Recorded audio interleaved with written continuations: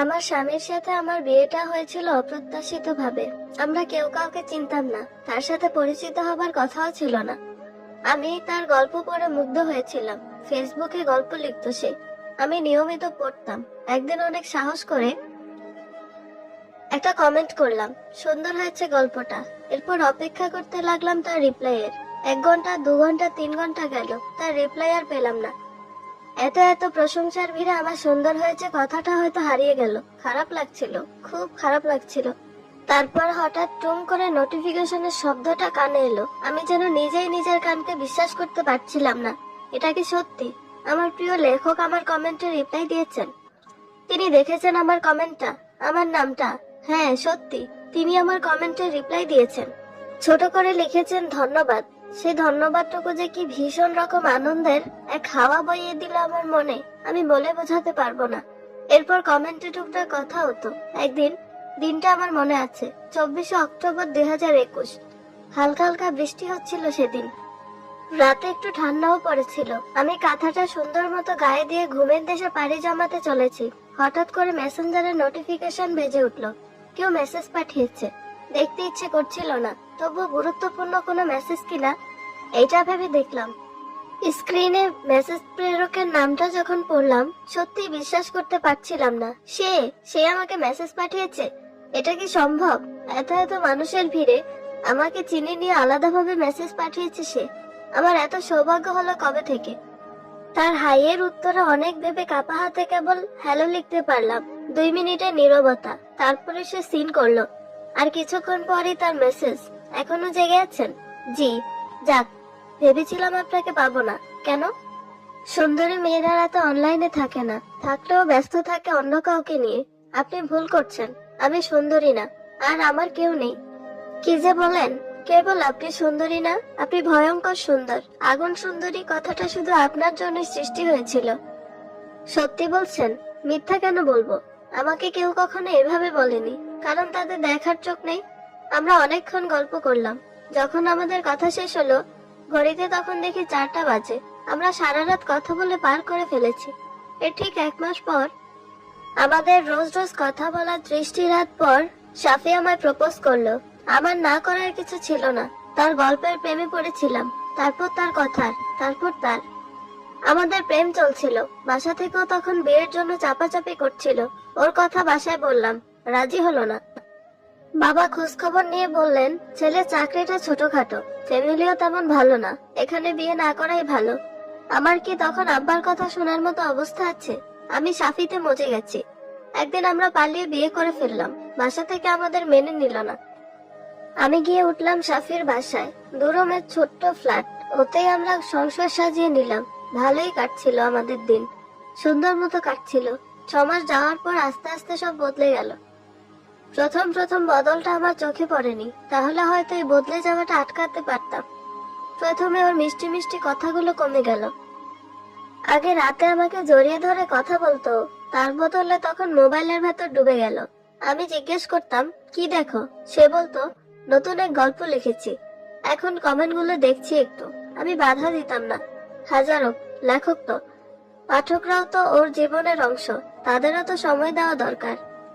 আমাকে বিয়ে করেছে বলে এই জিনিসটা তো তার কাছ থেকে কেড়ে নিতে পারি না, তাই ওকে এ ব্যাপারে বিরক্ত করতাম না।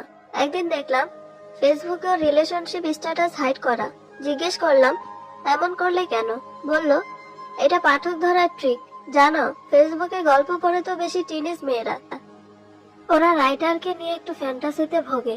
রাইটার বিবাহিত জানলে ওদের ফ্যান্টাসি করতে অসুবিধা হয়, লেখার রিচও কমে যায়। এটুকু বুঝো না কেন? আমি কেন তোমাকে অন্যের ফ্যান্টাসি হতে দেব? প্লিজ এমন করো না। তুমি তো জানো আমার কতটা ইচ্ছা পপুলার হবার। আমি গল্প লিখে পপুলার হতে চাই, এই জন্য যা করার আমি করব। প্লিজ তুমি এইসবে কোনো ঝামেলা করো না। আমি ঝামেলা করি নাই, মেনে নিয়েছিলাম। এরপর ওর আদরগুলো কমে গেল। রাতে ঘুমাবার আগে, সকালে ঘুম থেকে ওঠার পর, অফিসে যাওয়ার আগে, অফিস থেকে ফেরার পর যে মিষ্টি আদরগুলো বরাদ্দ ছিল আমার জন্য, কমে গেল কেন যেন। ওনাকে ভুলে যায়। এমন জিনিস কিভাবে কেউ ভুলে? তারপর ওর কথা বলা কমে গেল। অফিস থেকে এসেই ফোন নিয়ে বিজি। আগে ভাবতাম শুধু কমেন্টের রিপ্লাই গুলোই দেয়, এখন বুঝলাম সে চ্যাটিংও করে, মেসেজের তোড়ে তার হাত ঝড়ের মতো চলতে থাকে মোবাইলের ওপর। অথচ আমাকে দেওয়ার মতো সময় সে পায় না। সারাদিন আমি বাসায় থাকি, একা থাকি, তার সাথে কথা বলার জন্য মনটা ছটফট করে। সে আসে, আমি তার সাথে কথা বলতে চাই, আমার সারাদিনের জমানো কথাগুলো তাকে জানাতে চাই, তার কথা শুনতে চাই। যেই কথার প্রেমে পড়ে তার জন্য পাগল হয়েছিলাম একদিন, সেই কথা শুনতে চাই। সে শুধু কথা বলুক, কোনো গল্প না, সারাদিনের অফিসের কাজের ফিরিস্তি না, কোনো মেঘলা দিনের কবিতা না। সে শুধু পাগলের প্রলাপ বলুক, তবুও কথা বলুক। আমি তার কথা শুনতে চাই, কিন্তু তার সময় হয় না।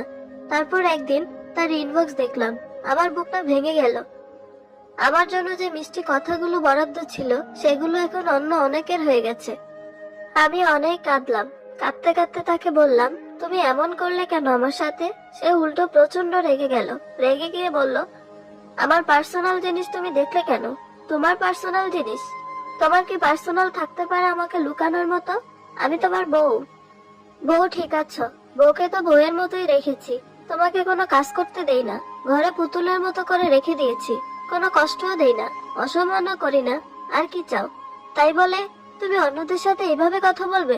শোনো, রোজ রোজ একই জিনিস খাইতে ভালো লাগে না। রোজ রোজ একই বইয়ের সাথে কথা বলতেও ভালো লাগে না। অন্য মেয়েদের সাথে কথা বলতেছি, এটা আমার আনন্দ, আমার শখ। এই শখটা কেড়ে নেওয়ার অধিকার তোমার নাই। আর শুধু কথাই তো বলছি, অন্য কিছু তো করছি না। এত জ্বলে কেন তোমার? আমি অবাক হয়ে গিয়েছিলাম ওর কথাগুলো শুনে, কিন্তু সেই অবাক হওয়া পর্যন্তই। আর কিছু করার ছিল না আমার। আমি অসহায়ের মতো পড়ে পড়ে কাঁদলাম। সে বিরক্তিতে মুখ ফিরিয়ে নিল, আর কিছুই বলল না। এরপর আমাদের জীবনটা গতানুগতিক ভাবেই চলতে লাগলো। সে তার মতো থাকে, আমি আমার মতো। কোথাও যাওয়ার জায়গা ছিল না আমার। পরিবার আমার থেকে মুখ ফিরিয়ে নিয়েছিল। আমি তাদের কাছে যাই কোন মুখে? আমরা সংসার করি আগের মতো, কিন্তু আগের সেই প্রেমটা আর আমাদের মাঝে রইল না। এর কিছুদিন পর তার মধ্যে আরেকটা বদল লক্ষ্য করলাম। অফিস থেকে ফিরে কেমন উদাস থাকে। মোবাইল চালায় ঠিকই, কিন্তু তার মধ্যেও কেমন একটা আনমনা ভাব। কি হয়েছে ওর? এই প্রশ্নটা আমার মনে আসতো, কিন্তু ওকে করা হতো না। তবে এই প্রশ্নের উত্তর কিছুদিনের মধ্যেই পেয়ে গেলাম। একদিন সন্ধ্যায় বিছানায় শুয়ে সে আমার দিকে মোবাইলটা এগিয়ে দিয়ে বলল, এই গল্পটা পড়ো। সুন্দর না? অনেকদিন পর ওর আদর মাখা কথা শুনলাম। আমার মনটা কেমন আনন্দে ভরে উঠল। মোবাইলটা খুশি মনে হাতে নিলাম। দেখলাম একটা গল্প, একটা গ্রুপে পোস্ট করা। লিখেছে এক মেয়ে, নাম নীলাঞ্জনা মৌ। গল্পটা পড়লাম। পরে ওর কাছে মোবাইলটা ফেরত দিতে দিতে বললাম, সুন্দর গল্প, তবে তোমার গল্পগুলোর মতো সুন্দর না। ও মনে হলো খুশি হলো মনে মনে, কিন্তু সেটা লুকিয়েই বলল, কি যে বলো, এ আরো সুন্দর লেখে। আমি ওর অনেকগুলো গল্প পড়েছি, খুব সুন্দর লেখার হাত। আমি আর কিছু বললাম না। নীলাঞ্জনা মৌকে নিয়ে ওর যে উচ্ছ্বাস, সেটা আমি আগেও দেখেছি। বিয়ের আগে আমাকে নিয়ে এমন উচ্ছ্বাস ছিল ওর। তারপর নীলাঞ্জনা মৌকে সে একদিন কমেন্ট করলো। গ্রুপেই দেখলাম কমেন্টটা। আমি যেমন ওকে কাপা কাপা হাতে প্রথম কমেন্ট করেছিলাম, ঠিক তেমন একটা কমেন্ট করেছো, সুন্দর হয়েছে গল্পটা। মেয়েটা যখন ওকে রিপ্লাই দিল, তখন তার আনন্দ আর ধরে না। সারাটা দিন সে কেমন খুশি খুশি হয়ে রইল। তার এই খুশি খুশি ভাবটা ভীষণ পরিচিত লাগছিল আমার কাছে। ওর প্রথম রিপ্লাই পাওয়ার পর আমিও এমনই খুশি খুশি ছিলাম। এরপর ওই মেয়েটার প্রত্যেক গল্পে সে কমেন্ট করতে লাগলো। আমি গ্রুপে দেখতাম, কমেন্টের রিপ্লাইও আসতো। কমেন্টের কথাবার্তা একসময় ইনবক্সের দিকে চলে গেল। ওদের ইনবক্সের কথাগুলো দেখতাম, আমাকে বলা মিষ্টি কথাগুলো, যেগুলো এতদিন অন্য অনেকের মাঝে বিলানো হয়েছে, সেগুলো এখন শুধু একজনের জন্যই বরাদ্দ হয়ে গেল, মৌ মেয়েটার জন্য। মৌয়ের সাথে তার চ্যাটিং বাড়তে লাগলো। বিয়ের আগে আর পরে আমি শাফিককে নিয়ে যেমন অবসেসড ছিলাম, সেই অবসেশনটা আমি শাফির মধ্যে দেখতে পেলাম মৌকে নিয়ে। সারা রাত ও কথা বলতো মৌয়ের সাথে, অন্য মেয়েদের সাথে তার কথা বলা বন্ধ হয়ে গেল। আর আমি তো অনেক দিন থেকে অনেক দূরের মানুষ, তার মাঝে মাঝে শারীরিক ভাবে কাছে আসা ছাড়া অন্য কোনো সম্পর্কই ছিল না আমাদের মাঝে। এর মধ্যে বইমেলা এলো। শাফির প্রথম বই বের হয়েছে, কিন্তু ওর বইয়ের কাটতি কমে গেল মৌয়ের বইয়ের কাছে। মৌয়ের বই তখন বইমেলার বেস্ট সেলার। ফেসবুকেও তার গল্পের রিচ শাফির থেকে অনেক বেশি। শাফির কি এ নিয়ে কোনো আফসোস আছে? বোঝা যায় না। সে তখন যেন পুরো ডুবে আছে মৌতে। এরপর ময়ের সাথে সাফির প্রথম দেখা হবার সুযোগ চলে আসলো। দৈনিক দেশের সংবাদ প্রতি বছর বইমেলার পর সেরা বইগুলোকে পুরস্কৃত করে। এবছরও করেছে। এবছর তারা বর্ষসেরা বই নির্বাচন করেছে নীলাঞ্জনা ময়ের বই পুষ্পিতার গল্পকে। আর সেরা নবাগত লেখক হিসেবে নির্বাচিত হয়েছে সাফি আর নীলাঞ্জনা মো দুজনেই। পুরস্কার বিতরণ অনুষ্ঠান 23শে মার্চ। সাফি সে অনুষ্ঠানে যাবে। ময়ের সাথে দেখা হবে তার। অনুষ্ঠানের দিন সাফি অফিস গেল না। সারাদিন অনুষ্ঠানে যাবার প্রস্তুতি নিল। বিকেলে একটা সুন্দর শাড়ি কিনে নিয়ে আসলো। আমি বললাম, এটা কি আমার জন্য? ও বলল, না, আমার এক বন্ধুর জন্য। সাফি জানে না তার বন্ধুটিকে তো আমি চিনি, নীলাঞ্জনা মৌ। তাদের ইনবক্সের কথা দেখা হয়ে গেছে আমার। আমি এতদিন চুপ করেছিলাম, আর পারলাম না। চিৎকার করে বললাম, কোন বন্ধুর জন্য এনেছো তা তো জানি। নীলাঞ্জনা ময়ের জন্য, তাই না? বন্ধুর জন্য শাড়ি কিনে নিয়ে যাচ্ছ? বইয়ের জন্য এমন শাড়ি কিনেছো কোনোদিন? সাফি বলল, চুপ করো। কেন চুপ করব বলো তো সাফি?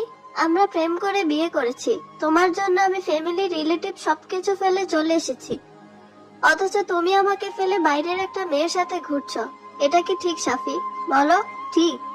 সাফি বলল, প্লিজ চুপ করো। আমি চুপ করব? তবে ওই মৌ মেয়েটার সাথে কথা বলা বন্ধ করে দিতে হবে। আমি পারবো না। তাহলে জানবো তোমার মতো অসভ্য ইতর আর একটাও নাই। সাফি আর কিছু বলল না, ঠাস করে এক চড় বসিয়ে দিল আমার গালে।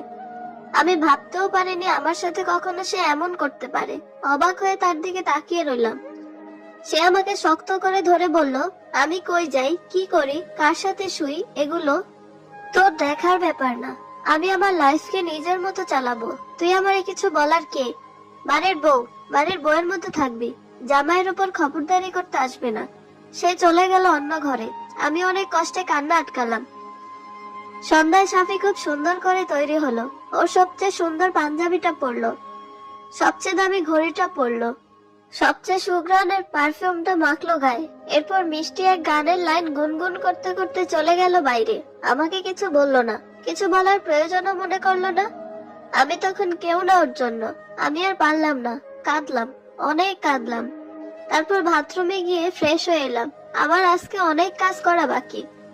আলমারি থেকে শাড়িটা বের করলাম, আমার প্রিয় ব্ল্যাক কালার শাড়িটা। প্রিন্সেস ডায়না যখন জানতে পারেন প্রিন্স চার্লস তার সাথে প্রতারণা করেছেন, তখন তিনি কালো রঙের এক গাউন পরেছিলেন। এরপর তার রূপচর্চাকারীদের বলেছিলেন তাকে সবচেয়ে সুন্দর করে সাজাতে, যাতে পৃথিবী বুঝতে পারে চার্লস কি হারালো। আমিও আজকে সাজবো, সবচেয়ে সুন্দর করে সাজবো। সাফি আমাকে এতই অবহেলা করছিল যে তার পাশে শুয়ে আমি কি করছিলাম, কার সাথে মেসেজিং করছিলাম সেসবের দিকে একবার ফিরেও দেখেনি।